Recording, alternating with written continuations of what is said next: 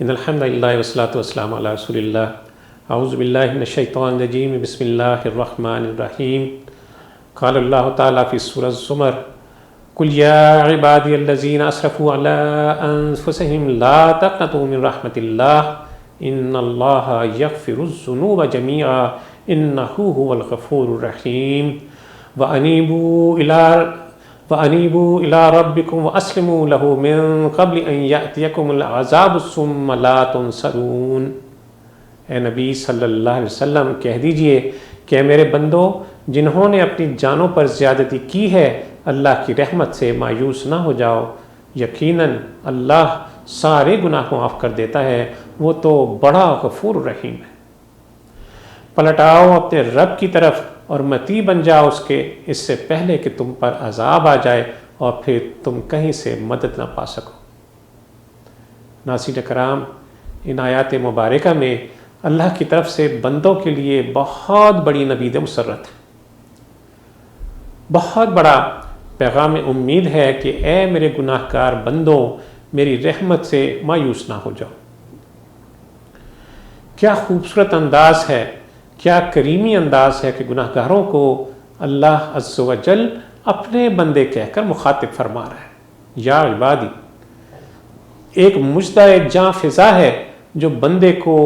اللہ کی بے پایاں رحمت کے احساس سے سرشار کر دیتا ہے۔ ایک طرف یہ آیت بندے کو ہر حال میں اللہ سے پر امید رہنے کا سبق دیتی ہے، اور ساتھ ہی ساتھ دوسری طرف ابلیس کی مکاری اور عیاری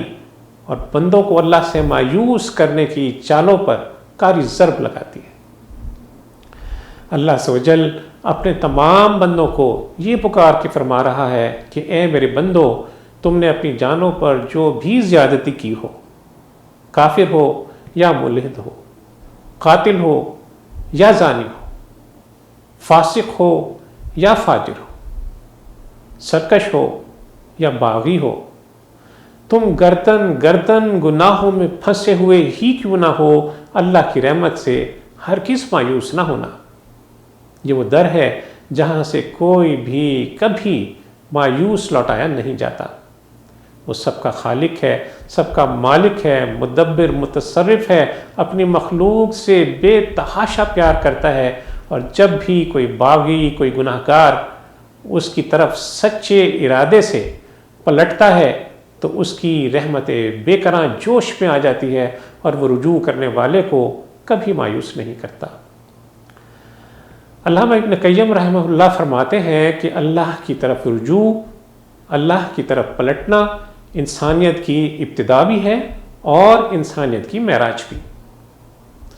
توبہ دل کا نور ہے، توبہ نفس کی پاکیزگی ہے، توبہ انسان کو اس کی حقیقی زندگی کی طرف پکار کر یہ کہتی ہے کہ اے غافل انسان آ، قبل اس کے کہ تیری زندگی کا قافلہ کوچ کر جائے، موت اپنی تمام تر حشر سامانیوں کے ساتھ تیرے سامنے آ موجود ہو، اللہ کی طرف پلٹا، کیونکہ یہ ایک اٹل حقیقت ہے کہ قبر محض ایک مٹی کا گڑھا نہیں ہے، قبر محض ایک مٹی کا گڑھا نہیں ہے، یا تو قبر جنت کے باغوں میں سے ایک باغ ہے، یا پھر جہنم کے گڑھوں میں سے ایک گڑھا۔